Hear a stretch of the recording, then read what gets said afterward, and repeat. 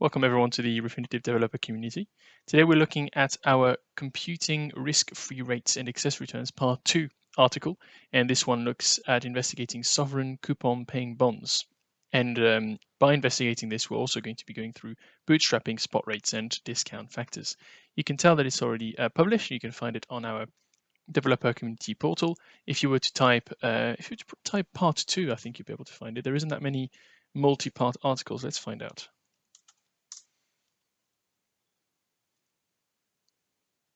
Oh, there are quite a few Part 2 articles, actually, one of them being mine.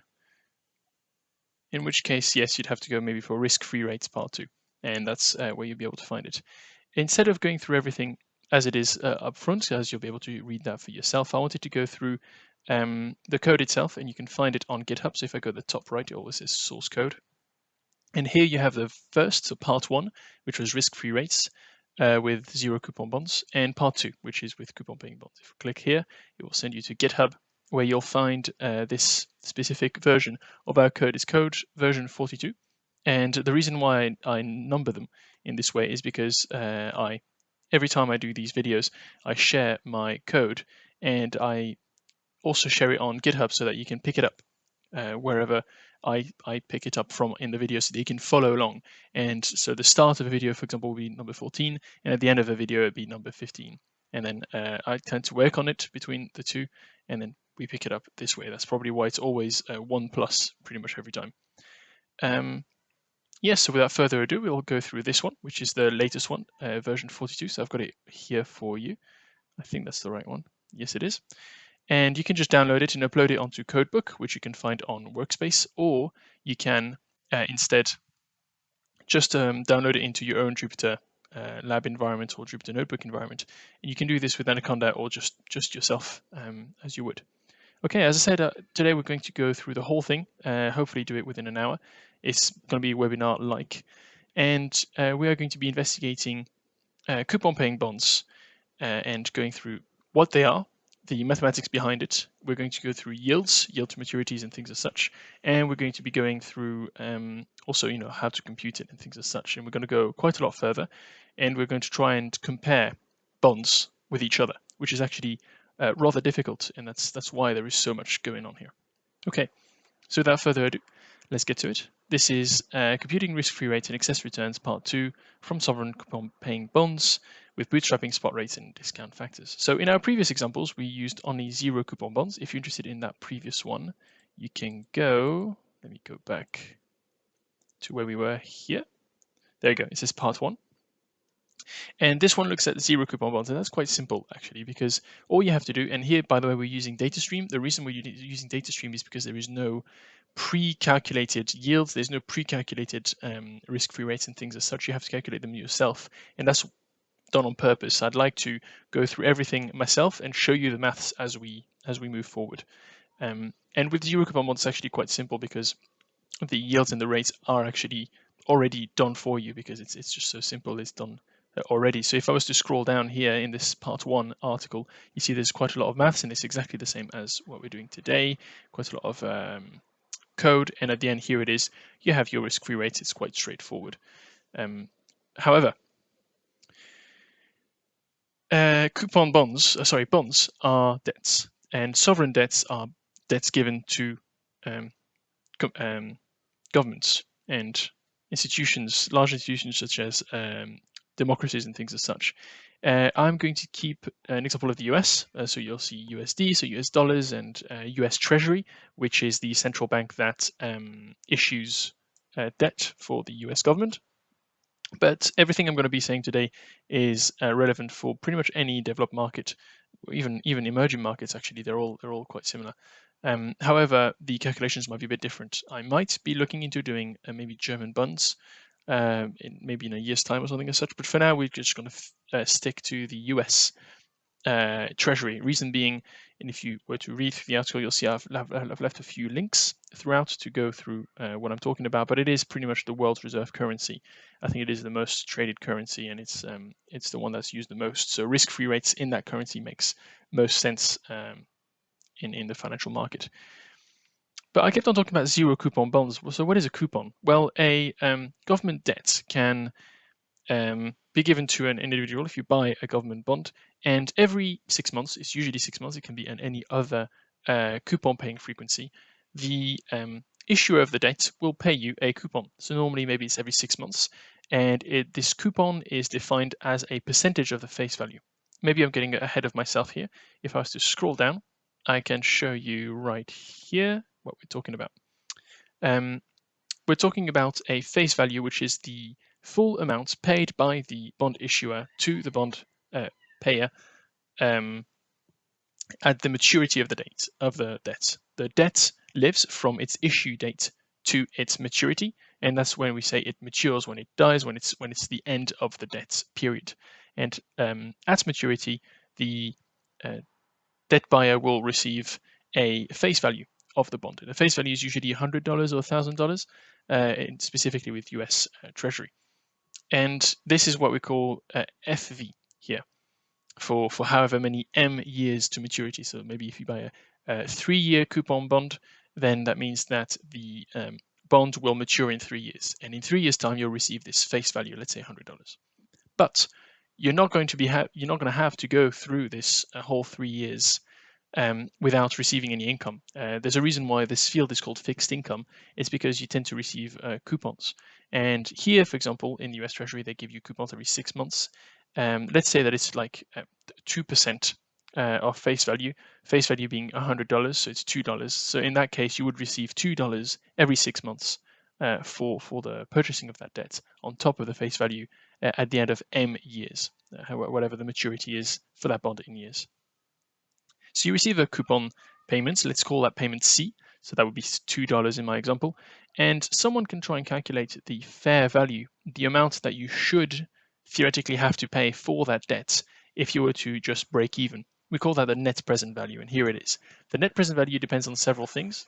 First of all, we try and anticipate that traders would reinvest coupons. So if you were to receive a coupon, let's say in 6 months' time, you wouldn't just hold on to it and do nothing with it. Instead, you would invest it again in the market. And to represent this mathematically, we have this, what we call the yield to maturity. And this yield to maturity is kind of the discount factor for the future. It's kind of a representation of inflation. It's actually quite a good representation of inflation, since that's actually most of the time how financial markets define inflation, with yield to maturities of reserve currencies being euros or US dollars. So in order to figure out the fair value, this net present value for a bond, you'd have to know, first of all, your compounding frequency. So how often do you expect to reinvest the money you've got this far? Well, for sake of clarity, usually in fixed incomes, you expect to reinvest a coupon as soon as you get it. So here it will be every 6 months. So here we have this FACF. ACF stands for accounting annual compounding frequency. It's annual in that if it's, for example, every 6 months, this little value here would be 0.5. And you've got T here just to represent the time at which you are doing this calculation. You have your face value, your discount factor, and you have these we're playing around with the powers. So you see it's to the power of M over F, because we are representing the compounding effects of investment with these powers. All right. And that's what we're doing here with our net present value. And we are calculating, we are kind of baculating, we are going backwards in the equation from the net present value to the yield to maturity in order to construct that yield to maturity. The reason why we want to do this is in order to figure out the expected inflation, and that is what we call the risk-free rate usually. It's the rate you would get if you were to do as little as possible and take as little risk as possible. That's what we call it risk-free. There's nothing, there's no such thing as risk-freeness in the world and in the financial markets in general, but it is the most riskless asset, and that's usually a government debt. All right, I've spoken a lot about the background and the theoretical kind of know-how at the bottom of the article, and then let's now try to build up from there. I've spoken about annual compounding frequency, and I've said that usually it is we reinvest as soon as we get a coupon, in which case the annual compounding frequency would tend to be the same as the annual coupon paying frequency. And most of the time I will leave that to be 0.5, although we'll see later that it's quite tricky because you might be actually receiving a coupon not in 6 months' time, but in 3 months' time. And because you bought a bond halfway through a semi-annual payment. And that's what we're going to be looking at later on. I think this is called accrued interest. And here, for example, we are looking at compounding and discount factors. And now here we're describing the relationship between the yield to maturity and price of a bond. We can see that there is actually an inverse correlation between the coupon, the bond price, and the bond's yield to maturity. And that's why bonds are not necessarily comparable to one another, mainly because of their different coupon payments.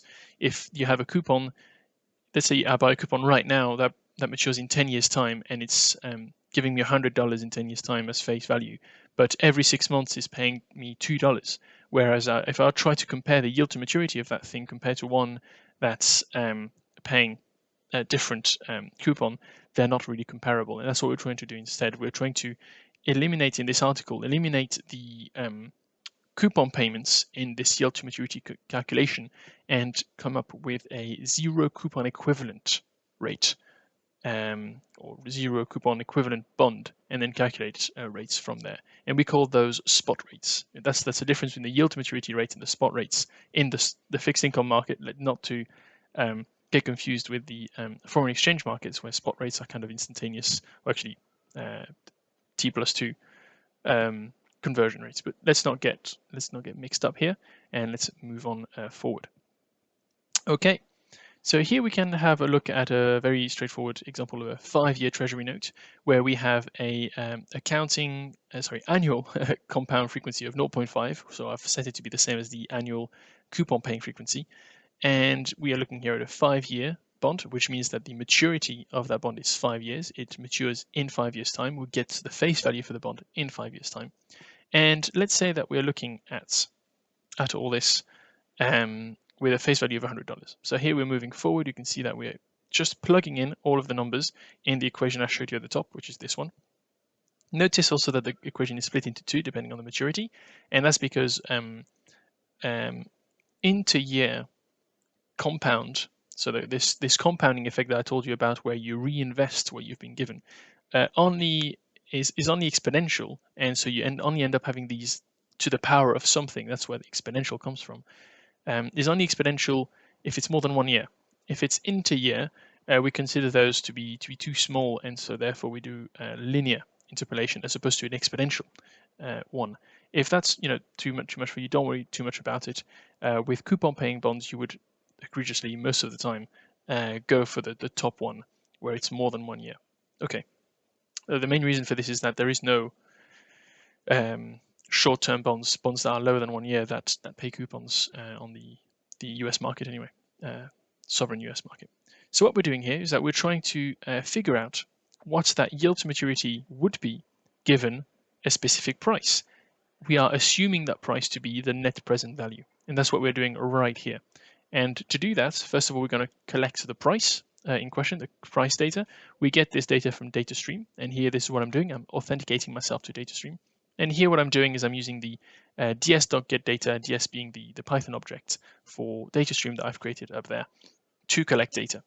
And here I'm collecting it for this specific RIC, this specific code actually for this instrument. Let's have a look at what this is. If you want to know more about DataStream in general and about any instruments that I may be speaking of, I would strongly suggest having a look at the DataStream Navigator. So I'm just doing it on the other screen because I'm going to have to log in with my credentials. There you go, I'm logged in now. And what this shows is a navigator for all the instruments and fields you may have in DataStream. So here I've copied and pasted the one I've spoken about. So we can have a look at it. Here it is. We're looking at a US Treasury note that was issued in 2020 with a coupon rate of 0.25%, and it seemed to mature in July 2025. So it's a 5-year coupon bond. We know it's a 5-year coupon bond because it's issued in 2020 and it matures in 2025, so that's 5 years. And we know it's a coupon bond because there's this little percentage in the middle, which shows you the percentage of the face value that the coupon is paid for.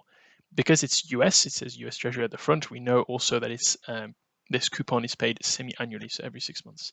Unfortunately, there's a lot that needs to be known about the bond market for you to understand what's happening here. And that's just the nature of things, unfortunately, because this is a very mature market. So there's a lot of lingo and a lot of standards that are being applied here. But once you know what they are, and I've just told you already, it didn't take too long, it was less than a minute, then you can understand all of this jargon and this lingo quite quickly.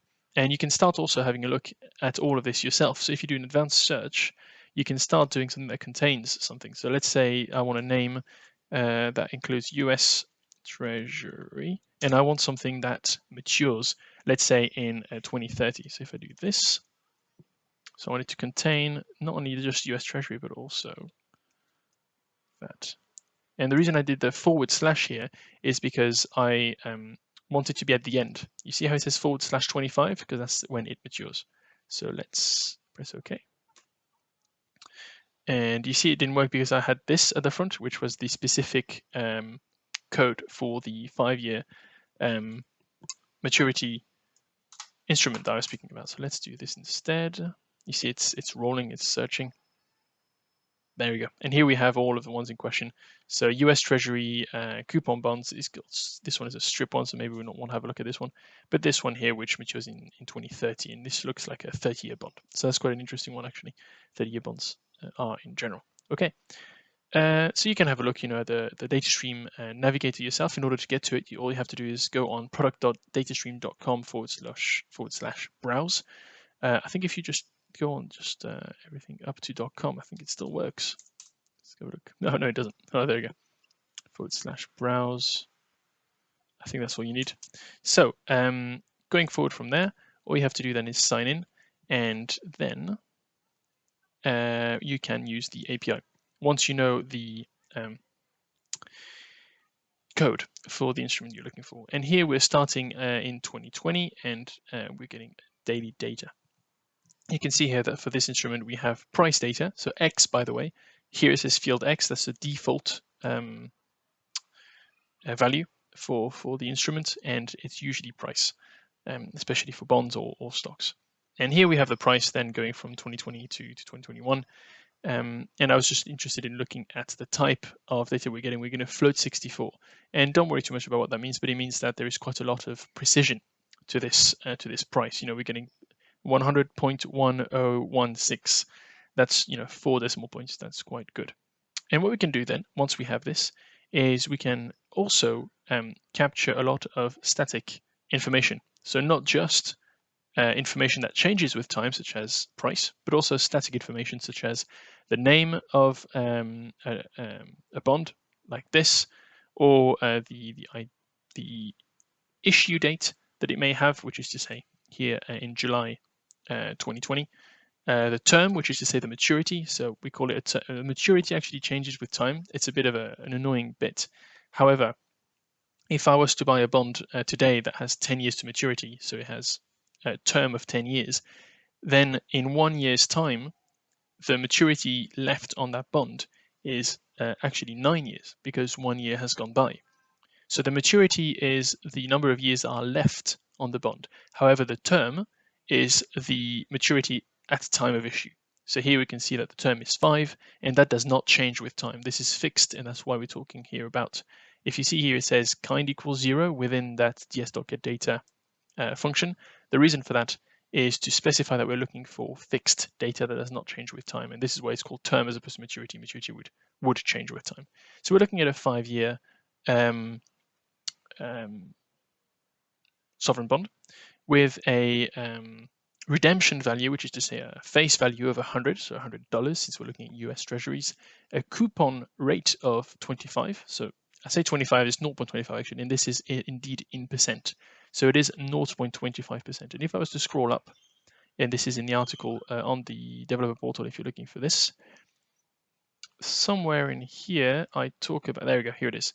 I talk about how the coupon payment itself, which is C, is equal to the coupon percentage times the face value. And this is something to remember. If I talk about coupon rate, it will always be a percentage rate relative to the face value. So here I said it was 0.25%. So the coupon payment is going to be 0.25% off the face value. The face value is $100, so it's going to be 25 cents. I'm going to be paid 25 cents every 6 months for this specific bond. There's plenty of other pieces of information here, and I've written about them underneath if you're interested in knowing more about it. But we don't need to look at everything. One of the important bits is the coupon type. So here it's a fixed coupon, so the coupon does not change with time. I'm only going to be looking at fixed coupon rates at the moment in this article because otherwise it gets quite tricky.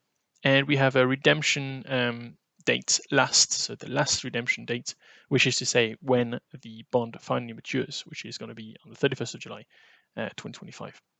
Okay, and then as I said, there's loads of other information if you're interested that you can read about right here. And what we've done is that we've used all of this information here. You see now we know what the coupon rate is, we know what the face value is, we know what the term is, and we've used all this information along with our equation above, which is to say this one, and we've plugged in all of the information we've just gotten. And here it is. Here is all the information that we've plugged in.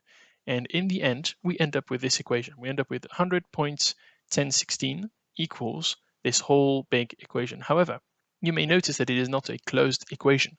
What that means is that I can't just rearrange this equation to get yield to maturity equals something. Unfortunately, I'll have to do some trial and error and plug in some random numbers into this yield to maturity value here until I get one that is closest to one that gives me this equation right here. And to do so, we are going to be using a yield to maturity solver. And this is so yeah, I'm just skipping a few steps here. We went all the way there. And here is my equation in question. And this is 0, by the way, because I've taken the 100 from this side and put it here. That's a 100.1016. And we've done some rearranging, but yet again, it is not a closed equation. So I went straight from here to here, and you can see that I did not show you any workout, and that's because there is none. What I've done is I've used this Python function that I've called yield to maturity solver to figure out this yield to maturity. If you're interested in knowing exactly the technique that I use to compute this yield to maturity, I'm using a specific one that can be found in Refinitiv Workspace. If I was to scroll up, I forgot where I've put it. It's somewhere in here. It's going to be in blue. There you go. Refinitiv adfin calculator for yield to maturities. And you can find it under this very long path. So if I was to click on, let me make sure. There we go. I can log in on another screen. Here it is. And now that I'm on here, I can follow this path. So I went on bond calculators. It's going to be here, bond calculators, premium. Where else do I have to go? Actually, let me put it on the other screen. Bond calculators, premium, yield and yield curves. Yield and yield curves. Calculation methods. Here it is. Then adfin. And it's a bit long, and there's probably an easier and faster way to do it, but that's the way I found it. And I thought it was quite interesting actually for you to see each one of these pages that I'm going through. They each have some very interesting and important stuff to read. However, we are now adfin bonds, if I can find it. Adfin bonds. And we're going to be going through calculation guide. There it is. Adfin bond calculation guide.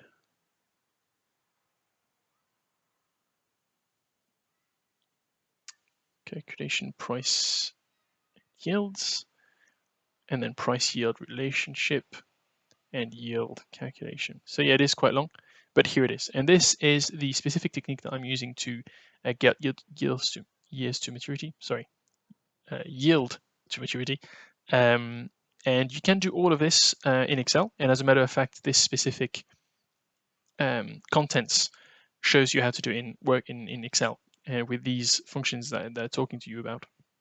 And by all means, do go ahead, but I'm going to do it in a more academic and mathematical way and also in Python. So that's one way in which it differs. However, I'm going to be using this, and if I scroll down, you see that what it does is that it uses a step that is to each coupon. So here, for example, we are putting ourselves in the shoes of an investor that buys a bond that pays a coupon every year on the 9th of September 2001. And it's telling you that on the 9th of September 2001, there is 0.246 years left before the next coupon payment, which means that the second coupon payment will be in 1.246 years, and then 2.2446, 3 and 4 and 5.246.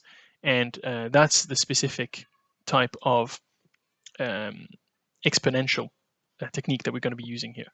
Just to let you know, and there's more information here if you're interested in more of the specific mathematics to do with that. But I do speak about it quite a lot here already, if you're interested. All right. Going back to this, I said that it was kind of a black box, but really it isn't. If you were to go on the code itself as opposed to the article, let me go back up to the article itself, part 2. On here, I did not leave all of the defined Python functions because otherwise the article would be extremely long. But if you're interested in them, you can read them here. This one is the yield to maturity solver, and you can see that you need your face to maturity, your coupon payment. So this is the coupon payment and not the percentage. Your maturity, which does not have to be the term, right? It's just the maturity at the time of purchase. The price, or the net present value, if that's how you want to think about it, your annual compounding frequency, which I would guess is the same as your coupon frequency. And here, if you do already know what the cash flow of your coupon payments are, I would advise putting it in. The reason is, if you know what it is, you might be, it's possible that you might be close to a coupon payment and there might be some holidays involved or maybe some weekends involved. And instead of getting it, for example, let's say we're Friday and technically you're getting your coupon payment tomorrow. But when I say tomorrow, I mean business days, as in Monday, but you have 2 days left. Obviously, the weekend, you have Saturday and Sunday to wait before you get your coupon payment from the US Treasury. Although usually it's the other way around, they'll give it to you on Friday. But yet again, that's another peculiarity whereby if you get your coupon payment not exactly at 6 months intervals, and let's say you're getting one in 3 days' time, then we're getting really close to times when the code could get it wrong because it's assuming that it is very specifically a 6 months period. There is some trickery in here, and again, you're very welcome to read through it, which involves trying to figure out when the coupons are paid. It's not specifically in the yield to maturity solver, actually, it's further down, but it is still something to keep in mind because putting in your cash flow with or without, you see there's one with face value and one without face value. It works both ways. Is probably going to give you a more accurate result, much more accurate actually, because it's either you miss a coupon or you don't. And here again, if instead you don't want to put all your entire cash flow in a Python list, if instead you just know how long there is left to your next coupon, let's say there is 0.01 years left to the next coupon, maybe it's tomorrow. Again, you can put that in there and it should do it for you.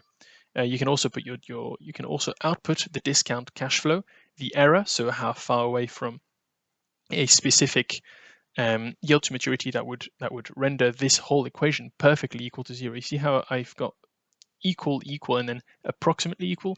That's because we're only doing it to however many, I think 10 decimal places.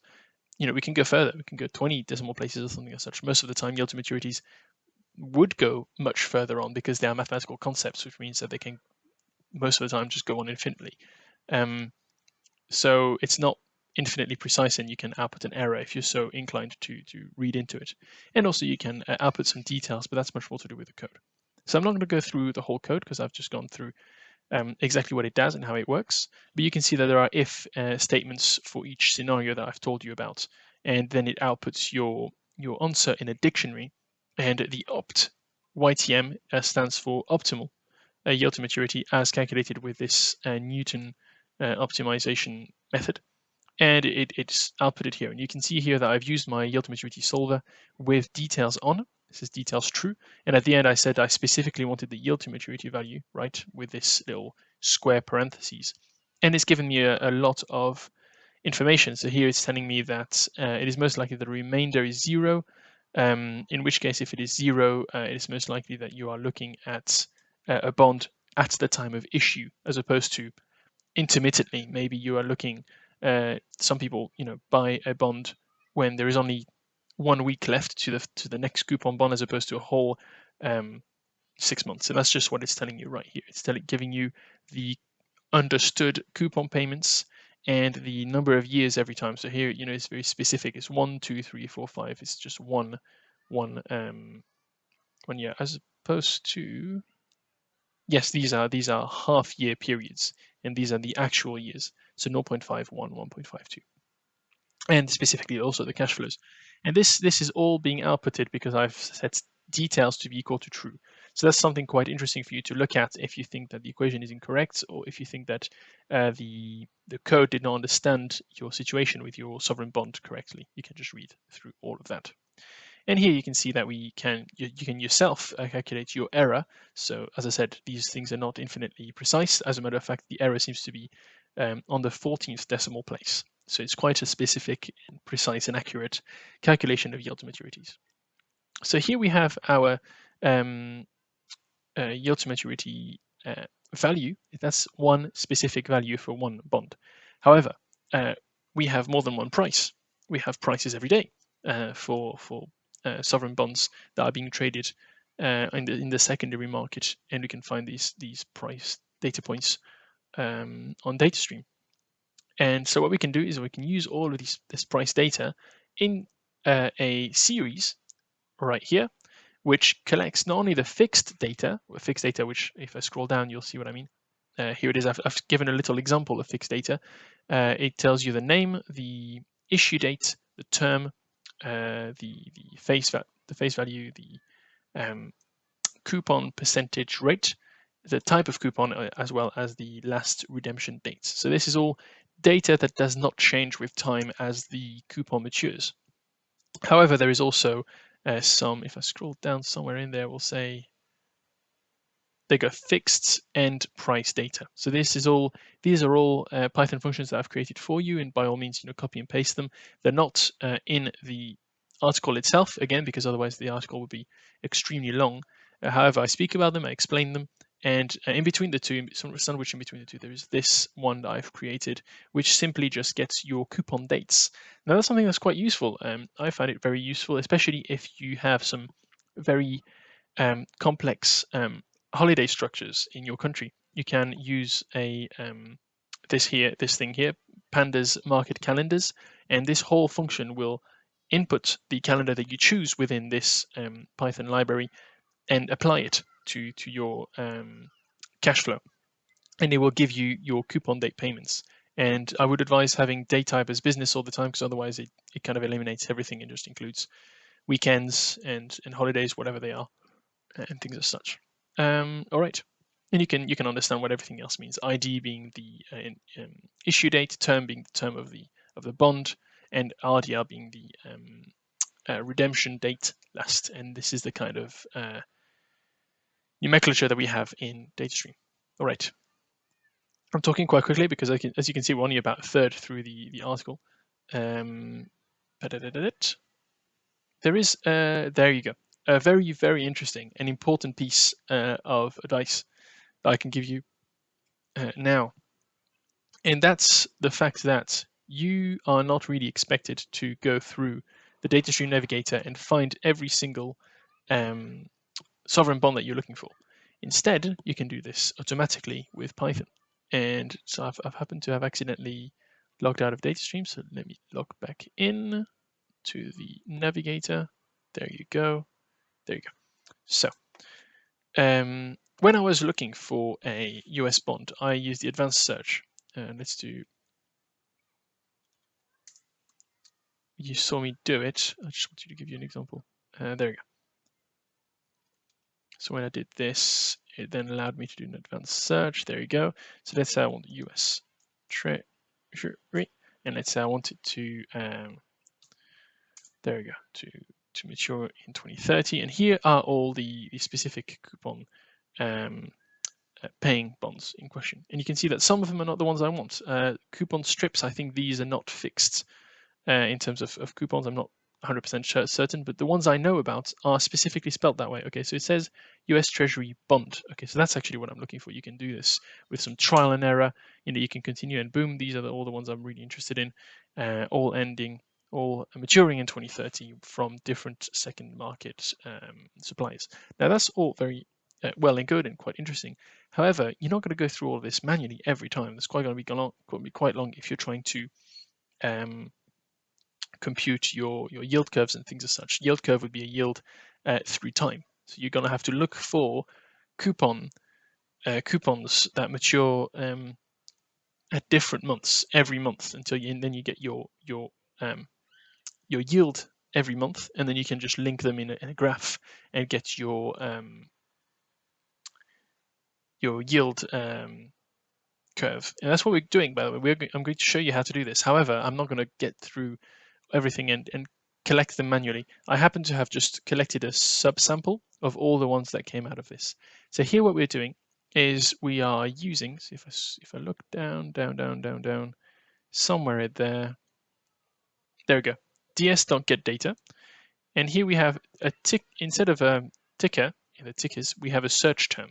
And this search term I have calculated through a piece of logic here that changes so it says US Treasury note. So that's what I'm looking for. I'm looking for US Treasury note.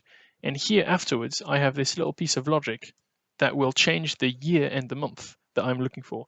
So let's say I'm looking for US Treasury note in January 2020, in February 2020. And it's going to do that for me with this piece of code. Again, you're welcome to copy and paste it and use it in your own code.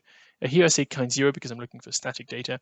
Really, only what I'm looking at for is the code, the specific data stream code for each one of these treasury notes.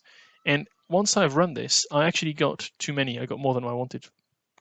So I trimmed it down to this and then used this Python function that I've already told you about, getting the price and fixed data with all my new list of instruments that I found with this programmatic search.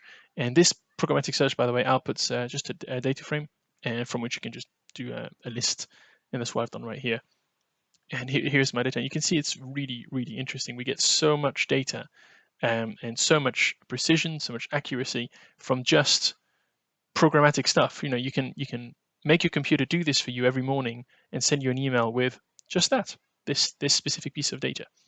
So here what we have is the data stream code for that whichever sovereign bond you're looking at, and all the information such as the issue date, term, redemption value, coupon percentage rates, the coupon type, the redemption date, the last redemption date, as well as price at the time of issue. So that's what we've done with the non-static data that we've gotten, and also the coupon dates. And the coupon dates are calculated with the function that I was speaking about before, the Python function we've created.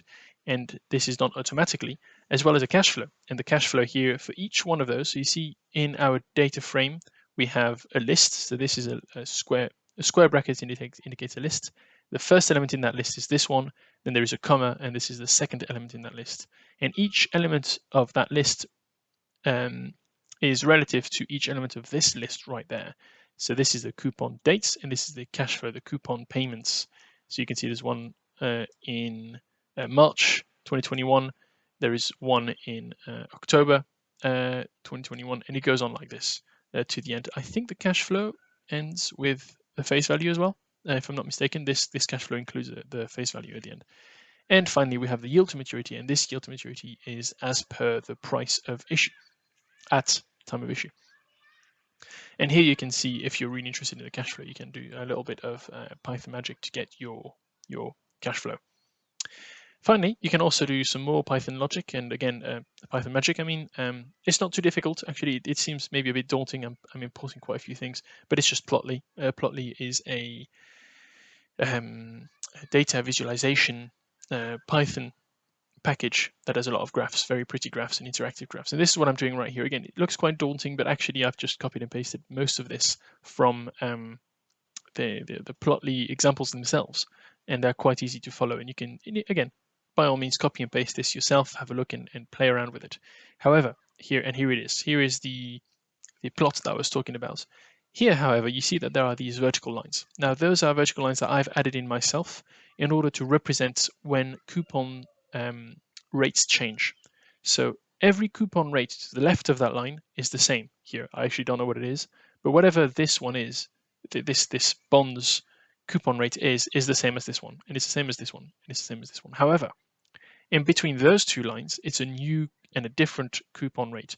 Remember that the redemption value, the face value of all these US coupons are the same. So if the coupon rate is the same, then the coupon value is the same. So all of these yields and prices are comparable to each other. You can see that as the price goes down here, actually goes up slightly, then down. And you can see the yield to maturity goes down and then up. And that's exactly what we expect. We expect a rather direct, not specifically direct, but inversely correlated pattern between the yield and the price. And that's exactly what we see as long as the coupons are the same.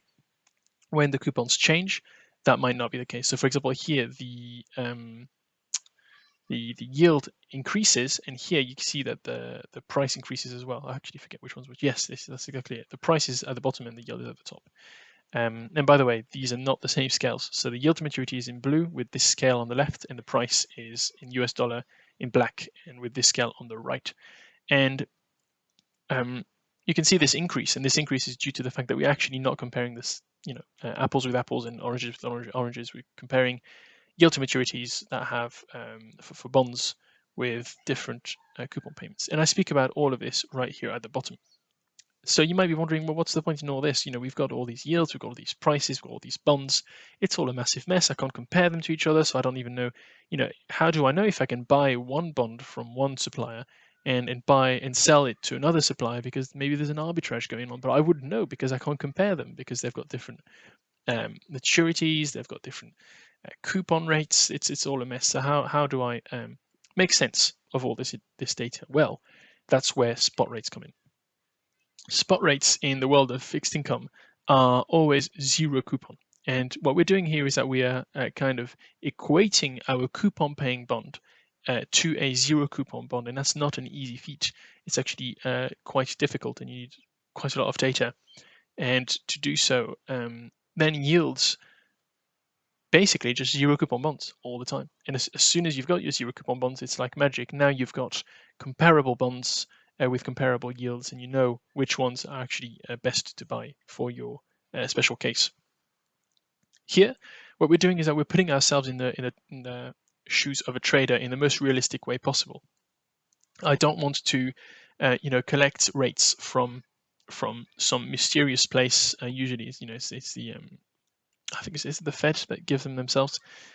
Instead, we're calculating things ourselves, and we're really acting as if we were a trader, for example, looking to buy a bond that matures in 1 month's time, and then you get both a coupon and a face value. In these tricky situations that happen in the secondary market, and I've been speaking about the secondary market. Basically, the secondary market is the place where you can buy sovereign bonds, well, for fixed income anyway, after the government's already issued them, because there are a few number of large institutions that can, so there are a few numbers, but the institutions themselves are quite large, so there's not a large number of them, that can buy sovereign bonds straight from the sovereign, from the government.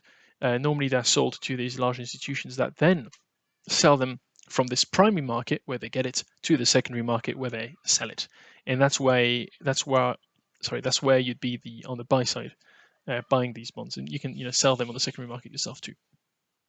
Okay, notice that the equation for spot rates, and this is it here by the way, it's SR, so that's the spot rate. So it's a spot rate for our bond. Let me zoom in. When we look at equations, sometimes we have to zoom in quite a lot. There we go. So here is our spot rate, SR, and it says bond underneath to signify that it is the spot rate for this one specific bond that we're looking for.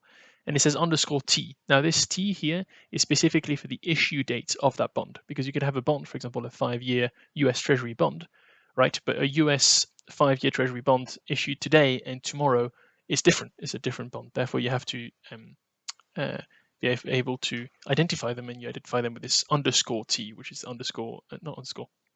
subscript T for issue date. And here you can notice that it's a capital T, and that's quite important. This capital T shows you that it is the time at maturity, and it's in years. So here, for example, if we're looking at a 5-year coupon bond, the capital T will be 5, but if we bought it 6 months in, then it would be 4.5. You see, that's what that capital T represents. And it's on the left. It's not part of the summation because we're looking at that very last coupon payment and face value payment. You see we have the face value at the top. And on the right, we have our cash flow that is summed up with each one of these spot rates.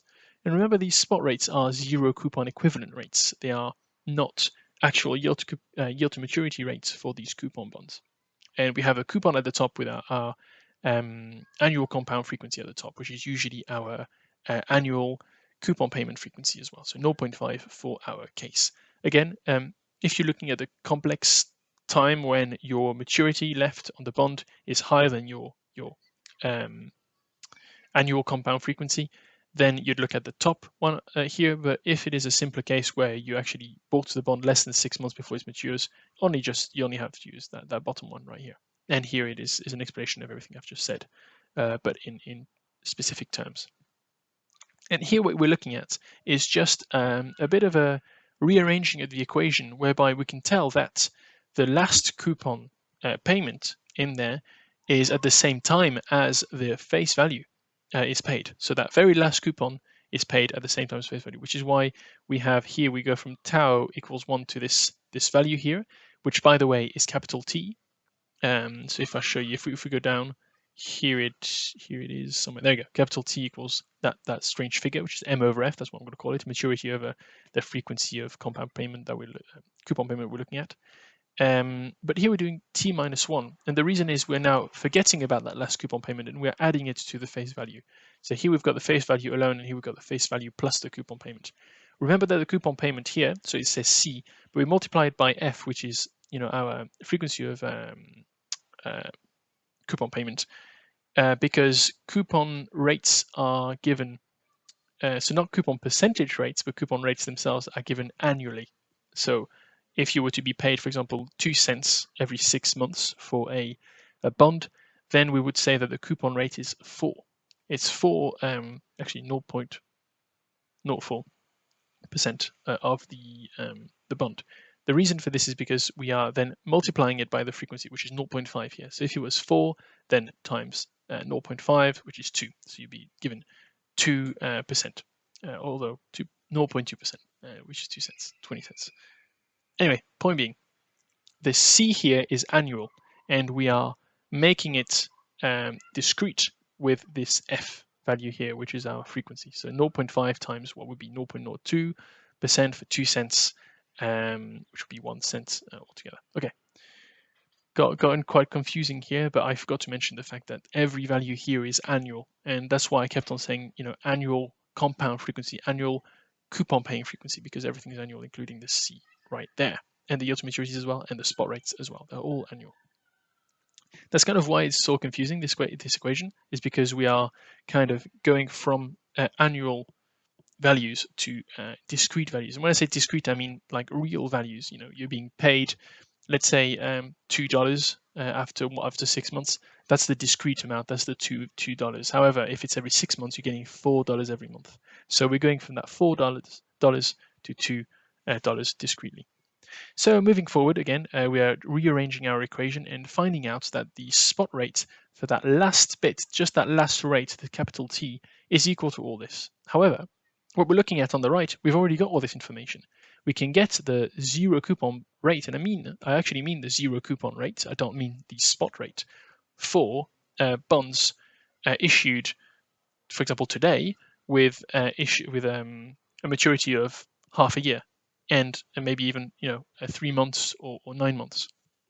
And you can find those on the market, and you can find their prices, and with their prices, then you can find their yield to maturities. And because they're already zero coupon bonds, you already have this spot rates. They are equivalent to the zero coupon bonds and the spot rates. You can compare them to each other. Therefore, you can stick them into this equation right here, especially here on the right where you have this summation right there. Okay, spoken quite longly about the equation. Let's get back to the code. Here it is. Let me scroll back up to where we were. This is where we were, talking about the spot rates. Zoomed out quite a lot, didn't I? Zoom back it just a bit. There you go. So what we can do now is actually a very simple, all we have to do is put this in Python, and that's what I've done right here. It's the spot rate for that last leg, so the last 6 months, for example, of whatever leg you're looking at. And we're looking to use this in this example with US Treasury bonds and fixed coupon rates using semi-annual compounding. So it's the example I've been using this whole time. And here we're only going to use on-the-run sovereign bonds. What does that mean? On-the-run sovereign bonds are the ones that have just been issued. So they would have been issued today or yesterday or maybe 2 days ago. Basically, there is no other sovereign bonds in the market you're looking at. So here is the US Treasury bonds. There are no other US Treasury bonds that have been issued since the ones that we're investigating. So we're investigating the brand new, absolute newest bonds on the market. And if we do this, we get this information. And if you were to try and plot it on a graph, that's what you'd get. But that's extremely meager. We only have 1, 2, 3, 4 data points. You can't get a sense of the market at all with this. It's too little data, and to try and infer too much from all of this. I mean, you can get the gist, right? And this is, by the way, is what we call the yield curve. This is the yield curve, and you can tell that, okay, people are quite pessimistic right now. As of July 2020, which was when COVID pretty much hit the market, and people were very uncertain about the future. They were saying, okay, I'm not very happy about the near future, and I'm not happy about how things are going to be in mid 2022. However, I think that in mid 2025, maybe there's going to be a vaccine, maybe there's going to be better consumer confidence, and therefore things are going to go up, and you can see that then the yield is going to creep up slightly through the years. And that's what we can see, but there's too few data points. Maybe there's a huge spike in the middle, and I don't know about it, because we're only looking at what we call on the run coupon bonds, and there is not that many. There's only 4. So what we can do, and here, for example, I speak about how it is not possible to compute spot rates from that little data. And what we call this is a liquidity issue. We have too little liquidity in this market in order to figure out spot rates and yield curves. So if I was to scroll down, what we can do now is we can use not only on the run sovereign bonds, but also off the run sovereign bonds. And what that means is that we're using bonds that were issued quite a while back. So maybe I'm trying to figure out, let's scroll back up. Let's say I want a data point right here. So mid 2021, which will be what, July 2021. I want to have a data point here. So what I can do is I can look today for, we're in August now. Let's go the other way then for December 2022. And we're August now. So I'm looking at a bonds that would mature in 5 or 4 months' time. However, there is no such thing, especially not coupon paying bonds. Let's say there is no zero coupon bonds like that at the moment on the run sovereign debt market. If that's the case, then what I can do is I can look at a sovereign bond from the US Treasury that was issued 30 years ago. Actually, not 30 years ago, 30 years minus 4 months ago. And the only term left, the only maturity left on that bond will be 4 months. And I can buy it right now, and it will mature in 4 months' time. And then I'll have my yield to maturity here, and then I can convert that to a spot rate. And that's exactly what we're going to do. We're going to be using bonds that were issued a very long time ago that are about to mature, and that mature just specifically at the times that we are interested in. So here, mid 2021, start 2022, mid 2023, 2024, and we're looking specifically to fill in these gaps. And if I scroll down, that's exactly what we're doing here. I found the instruments in question that I was looking for by programmatically looking them on DataStream in the method I showed you above. I've looked for the fields in question to look at that, all of that fixed data for each one of them. I can get the redemption value for each one of them. You can see that it's approximately, I think, within 2 days, exactly the dates that I'm looking for their maturities, and I can get a yield to maturity, and I can also get a price on that day. So let's say I am a investor that is looking to invest on July 31st, 2020. In that case, I can look at the price on that day, and I can calculate a yield specifically related to that price. So not a yield implied by the issue price, but the price at the time I'm looking. And this is my yield, and this is just a little extra piece of information for you to look at to see the yields left to maturity. So here I specifically looked for an easy scenario where the years left to maturity are always a multiple of 0.5. And you can see we've got a lot more data, a crazy amount of it. And look at this, we got so much more granularity. And we can see that indeed there were many peaks. Wow, there was so much information we did not know about. And you can see that there is a lot of uncertainty at the start, loads of peaks and troughs, but they tend to simmer down towards the end. Obviously, meaning that maybe the market thinks that things are going to calm down with time and that things are going to get a bit more steady. However, when you see such movement in the market, that's when you can get a lot of profit being made, a lot of arbitrage being made, and that's what we're going to look at down here. So this is just, by the way, here for me to check if the yield to maturities were correct. So I've got my yield to maturity, and I can look at my error, and we can see that the error is at worst on the 9th decimal place, so it's quite good. So if I go down, if I go down, here I'm looking. Oh, there we go. I'm getting my spot rates. So here I now have enough information to collect spot rates data, and I'm using my, there you go, you see spot rate last Python function that I've told you about before. And here on the right, I'm getting my spot rates as of that specific day where I'm theoretically trading. And here you can see in blue the spot rates and in yellow the yield to maturity rates. And what I'm doing here is I'm putting everything that I've done above for you in a Python function. So now all you have to do is copy and paste this, put your bond data frame.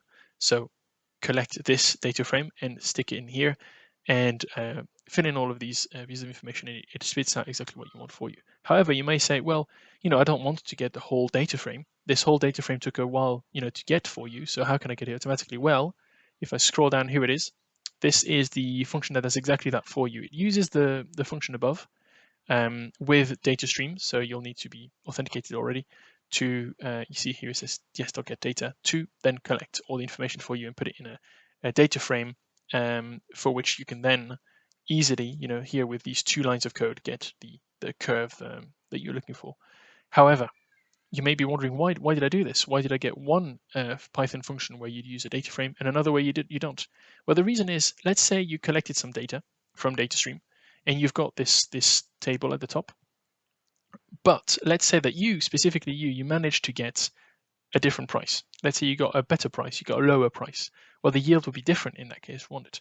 In that case, what you can do is you can use your price with the yield to maturity solver function that I've shown you above.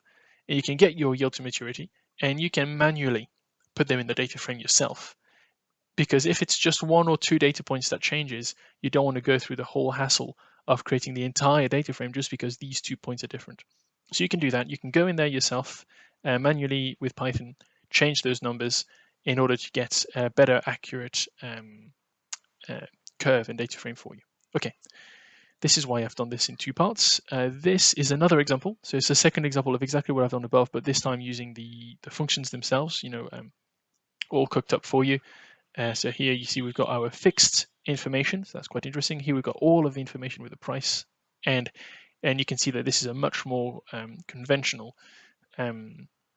yield curve, as well as a spot rate curve that we would expect, something quite normal. So because COVID is still hitting us, it's rather pessimistic at the start, but then it goes up and up and up with time. So we think things are going to get better, and this is specifically done every 6 months.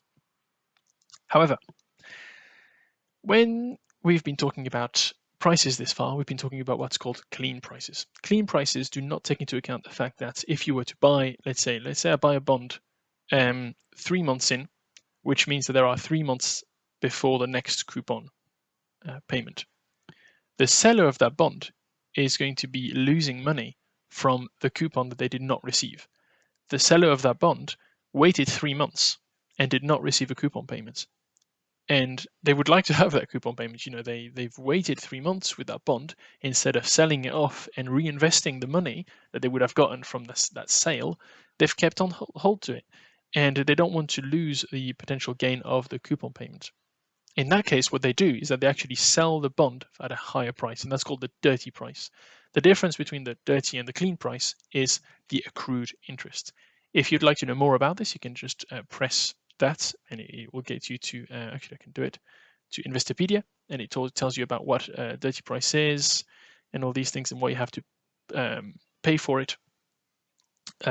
But all in all, the only difference is that you are paying for this difference in coupon that the seller is losing out for. And I explain all of that in text right here for you, and there is some links for you to look at. And here what we do is that we use the data frame that we've already collected the data for up in the code, and we're using the Python functions we've created to get all the data we want with accrued interests involved, which is very interesting. If we have a look, here it is. Here it says dirt equals true. That's all you need to do to the already created functions to get your dirty price. And here it is, dirty price on that specific day. I think I've also called something like dirty years. There you go. So the dirty years is the specific number of years left to each coupon. And that's what's going to be used in the yield to maturity calculation right here. And so that's why I would always advise having the dirty on, because you can see specifically the values that are used to calculate the yield to maturity, and then from there we calculate our spot rates. Lastly, now if you remember, we've been speaking so much, maybe you have forgotten that the whole point about this was to create risk-free rates. The reason why you want to create risk-free rates might be to do with the Sharpe ratios that you want to create. That's really interesting and important for portfolio managers, or even traders that are trying to diversify some of their. Again, now that's more portfolio managers really with a Markovich frontier and curves and things as such. It's always very interesting. Personally, I was really interested in it when I was simulating a trader that was trying to buy and sell the S&P 500 or just any index. Really, if you're interested in this, you can look at the this article that I've written. It's coded in R as opposed to Python. So if we look here in use cases, I can go in academic, because this is all kind of academic. And if I scroll down, somewhere it'll say, there you go, information demand and stock return predictability. This uses Google Trends data to try and predict the variability of any index you're interested in, specifically the S&P 500 in this example. And what we do is that we use techniques exactly like this one here to get the risk-free rates in order to only put ourselves in the shoes of a trader that is interested in excess returns. So I'm not interested in knowing how much money I'm making, because for all I know, I could have been making just as much money with a much less risky technique. What if I was as riskless as possible and just went for what I've been talking about above, right here, just this spot rate, which is extremely low but extremely safe? Well, you'd like to know how much extra money you've done with your strategies. And that's exactly why you need your risk-free rate. You need the risk-free rate to figure out, how much extra you've done in comparison to this risk-free rate. And if you're a day trader, then you need to know this on a daily basis, and you need to know your exponential risk-free rate.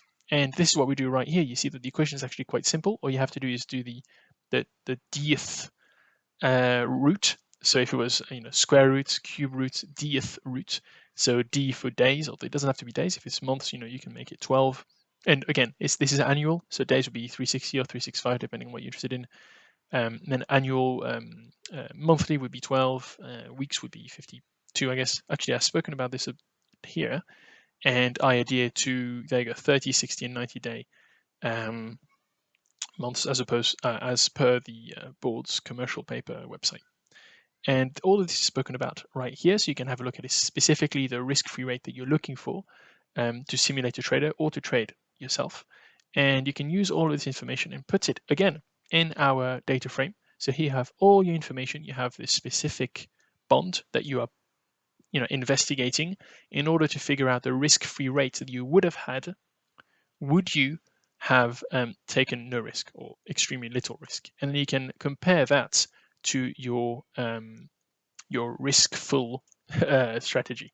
The reason you might want to do this is because this is a very realistic scenario. This is a secondary market, so you could actually have bought that as opposed to trying to do it with the primary market where there are many conditions. And this is your risk-free rate. And from there, as I said, all you have to do, you can do your return. So, the price today compared to the price yesterday and do a percentage change. And you can remove that risk-free rate from it in order to figure out your excess return. So it's quite simple, really. We've done a lot of work to get the spot rate, and then all that work, which was, I don't know, 2/3, 3/4 of the work was done for that. And then at the end, we just plug it in right there to get our excess return. The conclusion is that it's actually quite simple to do all of this, and there's an appendix that goes through specifically how you can search for US Treasuries on DataStream. So that's what I was speaking about before, to search for things like that programmatically, so you don't have to do it manually. And you see it comes up with quite a lot. So I had to sift through some of them. And again, you can do some more specific searches, and I'm sure you'll know how to do this better than me, because I had to learn quite a lot about just the fixed income world in general to write this article. But if you already know that world yourself, you can work with it yourself. And here I'm using icon to check how well we've done. And here I think I call this a sanity check. There you go, sanity check, verifying. And I'm verifying it with several instruments. One with this code, I think another one somewhere in there. Here, and here I make a sanity check function because I've used it so many times. I have to make one. And then at the end you have your references. Okay, this was quite a lot longer than expected, about 15 minutes longer. I hope this was useful. If you have any questions, by all means, I've been looking at the chat, but there's nothing here, but I'm sure that on YouTube, if you're watching this, don't hesitate to ask questions in the comments. I've spoken about quite a lot of stuff here. If you're a bit lost about the specificities of the introduction, don't hesitate to have a look at the part 1 of this series, where there is already a webinar, I believe. Oh no, there isn't one, so maybe I'll do one at some point. But you can still read this and have a look at a more simple example when we're only looking at zero coupon bonds, and we don't really deal with bootstrapping. Bootstrapping, by the way, is a technique we use to get the spot rates. So we're not interested in bootstrapping, we're not interested in spot rates, we're not interested in discount factors. All we're interested in is just zero coupon bonds. And here, you can see everything of interest. All right. This was great. This was quite long. I really enjoyed writing this article. It got a bit long at the end because I was doing an awful lot of checks to verify that everything was correct. And that's where I got this great calculator help. And I really do encourage anyone to go through it if you're interested in verifying everything that's been done and learning more. Yeah, so I hope to see you again. I do these Twitch live streams every Tuesday at 4 p.m. British time, and I hope to see you then, and you can ask questions live on the chat, and I'll be happy to answer them. Alternatively, though, if you don't want to do it live or anything as such, there is a Q&A page, so I've just clicked on it here, and here it is, and you can ask your questions, and most of the time maybe your question's already been asked, so you can just search for it very similarly to Stack Overflow. All right, thank you very much, and I hope to see you again. Have a nice one.